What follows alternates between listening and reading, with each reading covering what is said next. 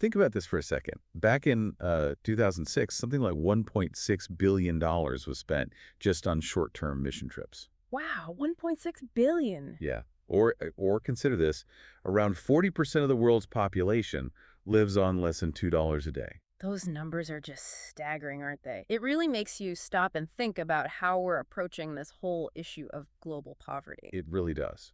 And it shows there's this real desire people have to help, to do something. Absolutely. And that's why today we're doing a deep dive into a book that's really shaped that conversation.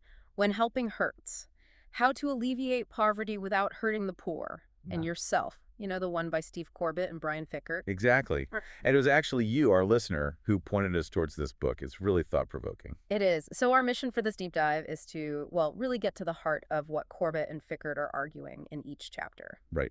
We'll make sure to mention them by name, pull out some key quotes, look at the biblical angles they bring in. And the practical ideas, too. We want to make it clear and, structured for you, our listener. Yeah, we know you want to grasp these ideas quickly, but also thoroughly, without feeling like totally overwhelmed. So we're aiming to really unpack the core insights, not just summarize, but get into the why behind their approach. Okay, great. So let's jump right into chapter 1. It's called The Symptom and the Disease.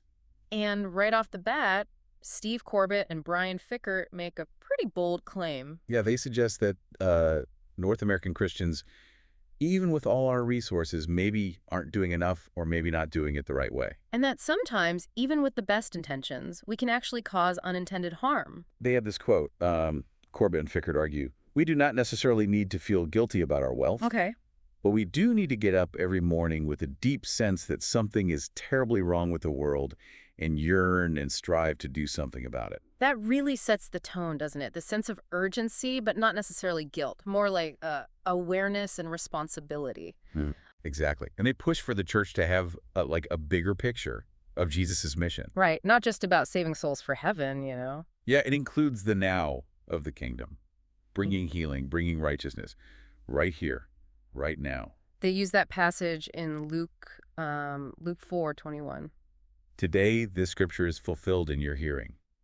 That immediacy. But they balance it too, right? With the future hope from Revelation 21:4, where suffering ends, the not yet. It's that tension. And they illustrate it with that story about Reverend Marsh in Mississippi. Oh, yeah, the one who focused on personal piety in heaven. While, seemingly ignoring the huge racial injustice and even lynchings happening around him. And Corbett and Fikkert ask, well, what would King Jesus actually do in that situation? It's a challenging question. It really is. So they argue the church's main job is rooted in what Christ did, preaching the good news of the kingdom. In word and deed, both are crucial. Especially among those who are hurting, the poor. They even connect it back to the Old Testament. Right, how Israel's failure to reflect God's heart for the poor was part of why they went into exile. They point to Isaiah 1, verses 10 to 13, and then 16 to 17, and also Isaiah 58. Verses 1 to 3 and 5 to 10.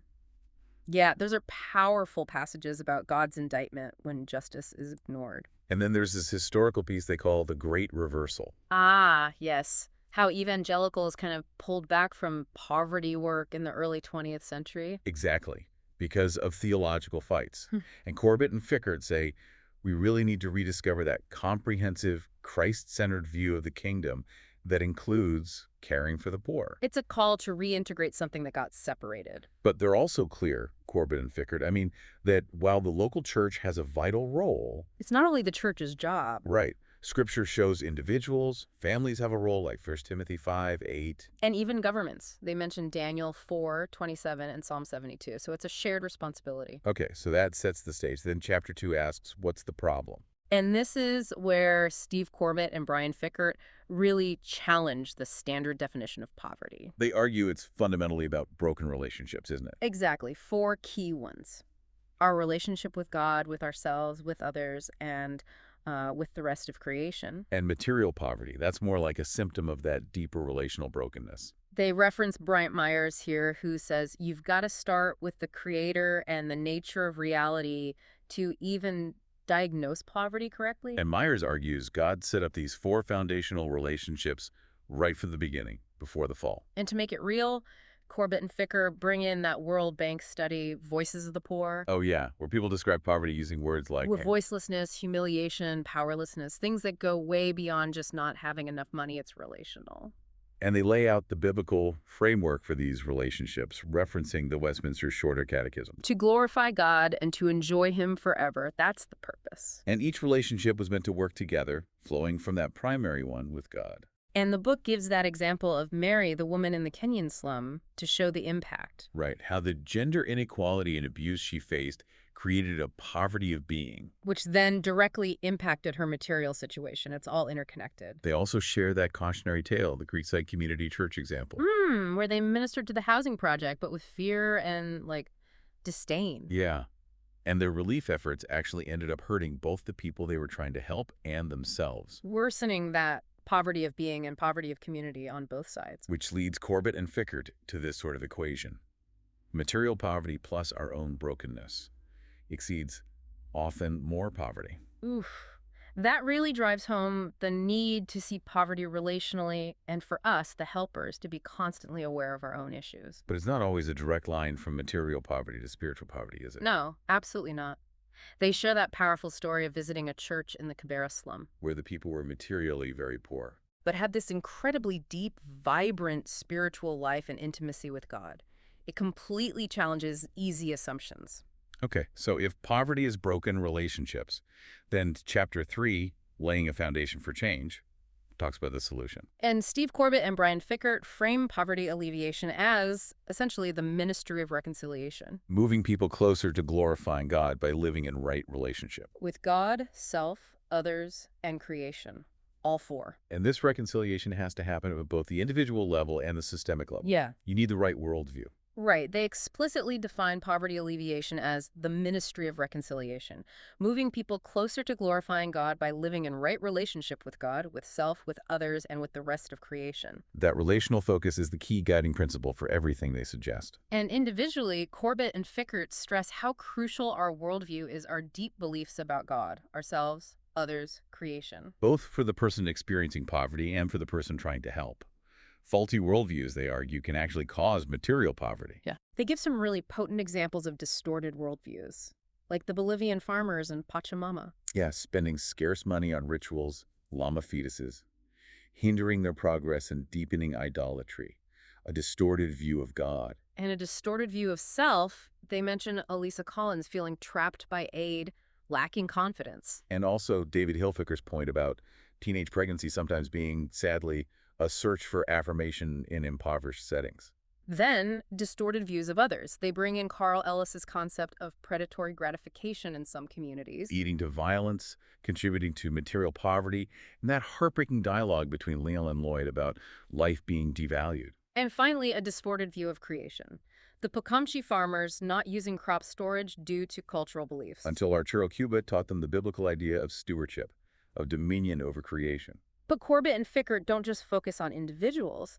They hit hard on broken systems. Right. Economic, social, political systems that contribute hugely to poverty, but are often invisible if you only look at individuals. They use the American context as an example, tracing the history that led to ghettos and Elisa Collins's situation. The Great Migration, urban renewal, discriminatory housing policies by the FHA, suburban flight. The shift away from manufacturing, the welfare system's unintended consequences, it's complex. They quote Gornick saying the absence of work in capitalism corrodes your sense of self. And then they critique what they call evangelical Gnosticism. It is split between the sacred and the secular. Exactly, which cripples the church's engagement with physical, social issues like poverty, and how that's been exported through missions. They also warn about syncretism, just adding resources onto an existing non-Christian worldview, without addressing the deeper beliefs. But the positive side is that churches, Corbett and Fickert believe, can offer that clear gospel of the kingdom. Which brings profound,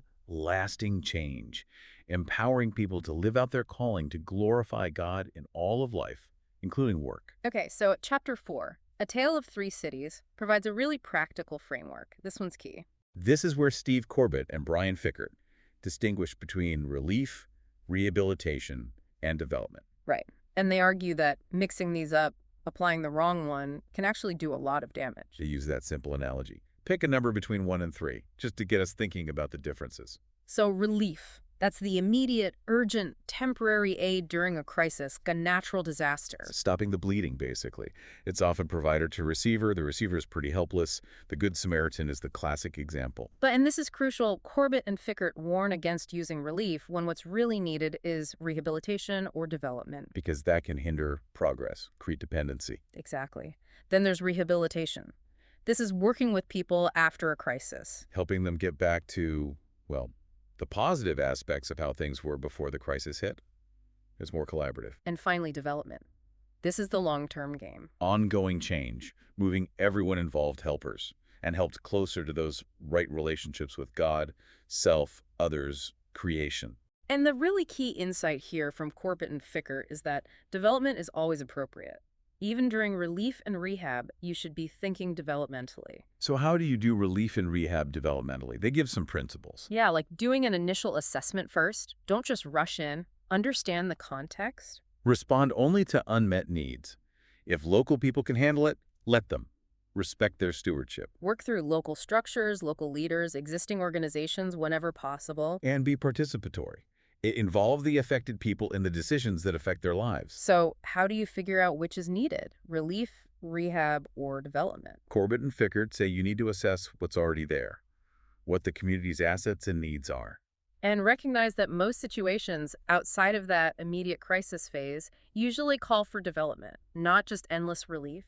But relief is often what happens, isn't it? It is, and they explore why. Maybe it's that narrow material definition of poverty we talked about. Or it's just easier to implement, maybe easier to get funding for. Could be all of those. So they suggest churches need strategies to consciously shift towards development. Like setting ratios for benevolence funds. Okay. Or keeping lists of groups doing good relief and rehab work you can refer people to.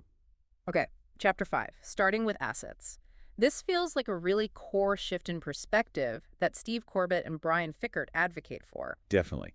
Instead of focusing first on what a community lacks, start by identifying and building on what it has. Asset-based community development, or ABCD. Right.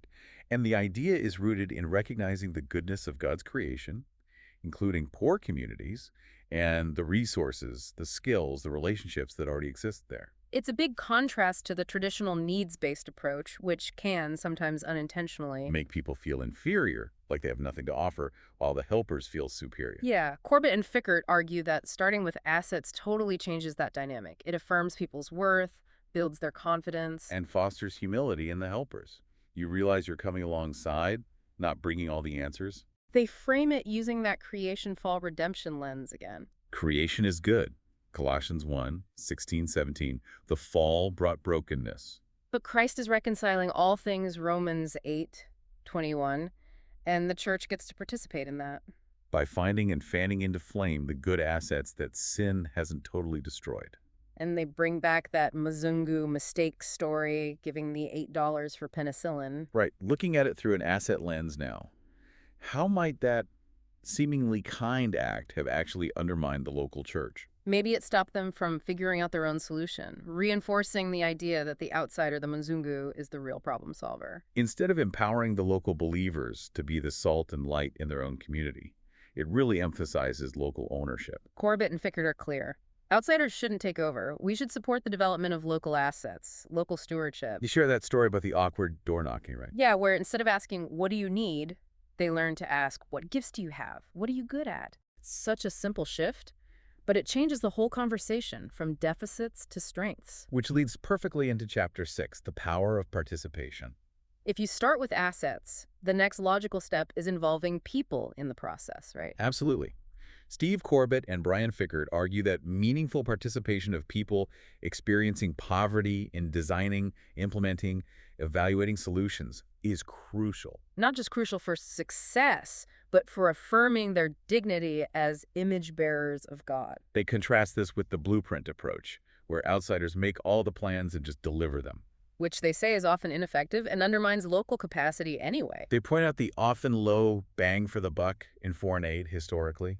And suggests lack of real participation is a major reason why. So instead of the top-down blueprint, they advocate for a learning process approach. Where the community is involved every step of the way, they critique what they call McDevelopment. Yeah, those cookie-cutter solutions that don't fit the local context hasn't worked well. And Corbett and Fickert make this really important point. Participation isn't just a means to get a project done.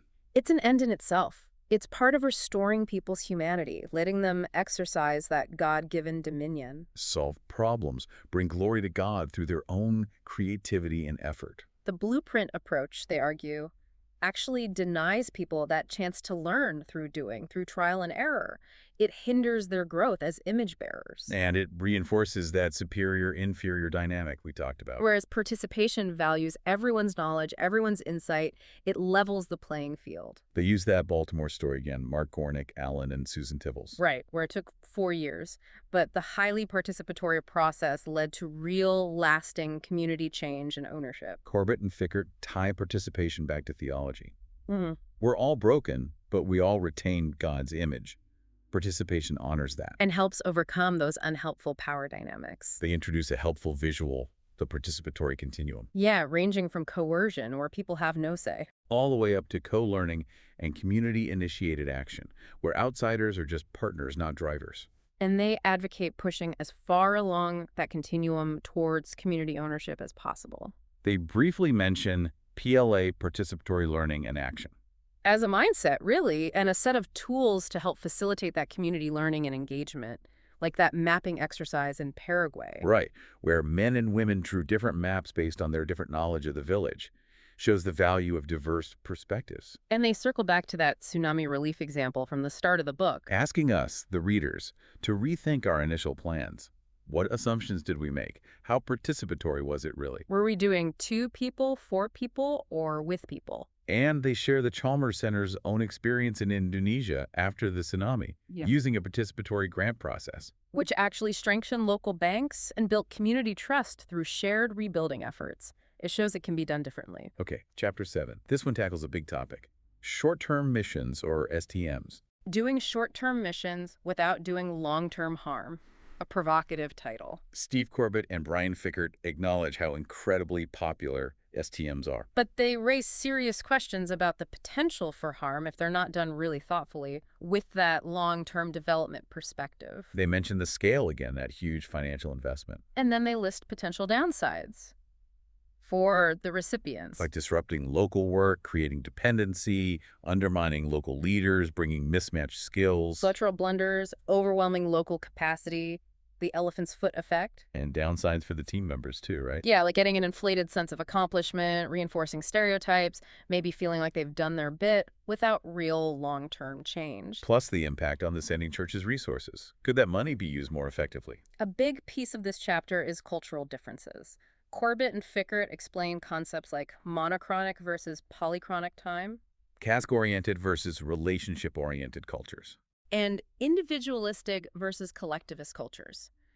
Those differences can cause so much misunderstanding on STMs. They have those helpful figures, 7.1 and 7.2, illustrating those differences. And they challenge the value proposition with that hypothetical. Swiss church offers a team or $25,000 to a rural church. What would actually be more helpful long-term?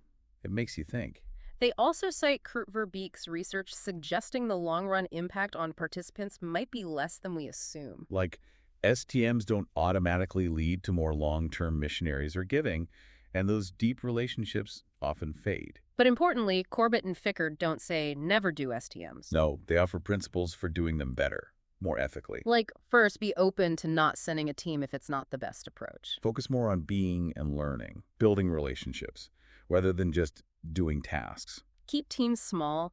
Use go as a learner language in recruiting, not go save the world. Have team members pay a good chunk of their own way.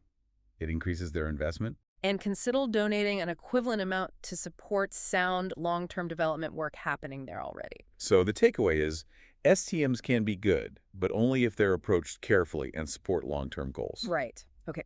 Chapter 8 brings it back home. When the world comes to our door. Steve Corbett and Brian Fickert point out that poverty isn't just over there. It's increasingly in North American suburbs, too. Yeah, due to economic shifts, globalization, it's changing the landscape. And the question they pose is, will churches repeat history and flee?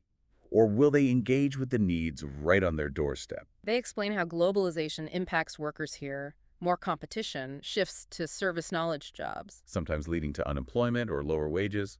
They use Johnny Price's story. losing his textile job. And they stress again the role of broken systems here in North America.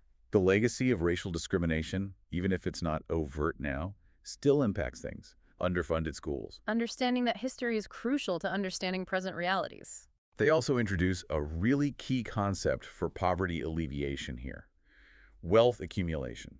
Not just income, but building assets. Why is that so important? Well, Corbett and Fickert say wealth acts as a buffer against shocks, it can generate more income, and it often fosters positive attitudes like discipline and future orientation. They also flag systemic issues like the affordable housing crisis and healthcare access. But they offer examples of positive responses, like Advance Memphis. Right. A ministry tackling both individual brokenness through biblically based soft skills training support and systemic issues, job networks like Jobs for Life. And getting great results in employment. They reference Figure 8.1, showing employers value those soft skills highly. They also push for financial education in churches, basic budgeting, saving, debt reduction. And helping people access things like the Earned Income Tax Credit, the EITC. Which can be a huge boost for low-income working families. Churches can help people claim it. And finally, wealth accumulation ministries. They highlight individual development accounts, IDAs. Matched savings programs, right? Helping people save for specific assets. Like a home, a business, education. They share Verliez's success story using an IDA. And these programs always include financial education too. So lots of practical models for engagement right here. Then Chapter 9 takes us to the ends of the earth again. Focusing on poverty alleviation in the majority world. And again, Steve Corbett and Brian Fickert stress understanding both broken systems and individual brokenness. And choosing interventions that empower locals and don't create dependency. They start with the origin story of microfinance professor Yunus and that tiny 27-cent loan in Bangladesh. Showing it was possible to lend to the poor and exposing those exploitative loan sharks. And systemically, Corbett and Fickert explain how lack of access to capital savings and loans is a massive barrier for poor entrepreneurs and farmers in the majority world. Traditional banks often won't serve them, and informal savings can be risky or costly. But again, they insist systemic fixes aren't enough.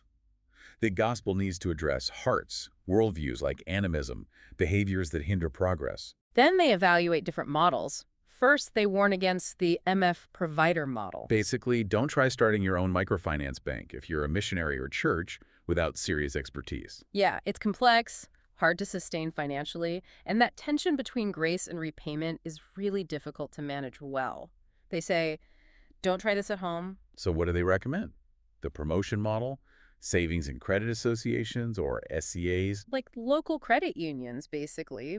People save their own money together and lend it to each other. They share the story of God's Compassion Church's successful SCA, high repayment, real community impact. And they list the advantages. Simple, small scale, uses local resources, promotes saving, flexible, sustainable. They also mention the partnership model. Where a local church or group partners with an existing reputable microfinance institution, that can work well. And the complementary training model, recognizing that money alone isn't enough. Right. Combining microfinance with relevant business training often leads to better results. The evidence is growing for that. Finally, they mention business as mission. BAM. Setting up actual for-profit businesses with a kingdom purpose can have a big impact. But usually reaches fewer people directly, needs more capital and expertise, and you have to be careful it's a real business, not creating dependency. Okay, almost there. Chapter 10. Excuse me, can you spare some change? This chapter really confronts how many North American churches and individuals unintentionally hurt people through inappropriate relief. Yeah, Steve Corbett and Brian Fickert circle back to that common frustration. They use the story of Jerry, the mercy coordinator. And Tony, who keeps coming back for handouts. That cycle of dependency that feels impossible to break. And the parallel frustration in the congregation about their STMs, are they really making a difference long term? So there's this growing sense that just giving release often isn't the answer, and we need to shift towards development. Both at home and abroad. Corbett and Fickert then offer core principles for starting that shift to asset-based participatory development. First, foster triggers for human change. Meaning, change often starts when people recognize the need for it themselves. Which might mean letting them feel the consequences of current choices, maybe stopping the inappropriate handouts. Or having those aha moments through new information or relationships. Like William, who wanted handouts but was willing to work when offered work instead. Second principle, mobilize supportive people. Change is hard, especially when you face resistance. Community is vital. They introduce the circles of support model. Allies coming alongside someone, offering encouragement, accountability, breaking isolation and shame. And third, start with the people most receptive to change. Focus energy where there's motivation, rather than trying to force help on people who aren't ready or willing. Then they talk about the dream path. Where that circle of support helps the participant identify and chase their own dreams and goals. It has to be the participant's dream. They have to own it. But allies offer support and Christian perspective. And Corbett and Fickert tackle that objection. Isn't it ungenerous to withhold aid? They argue you have to interpret biblical commands about helping the poor within the bigger story of restoring people to work and purpose.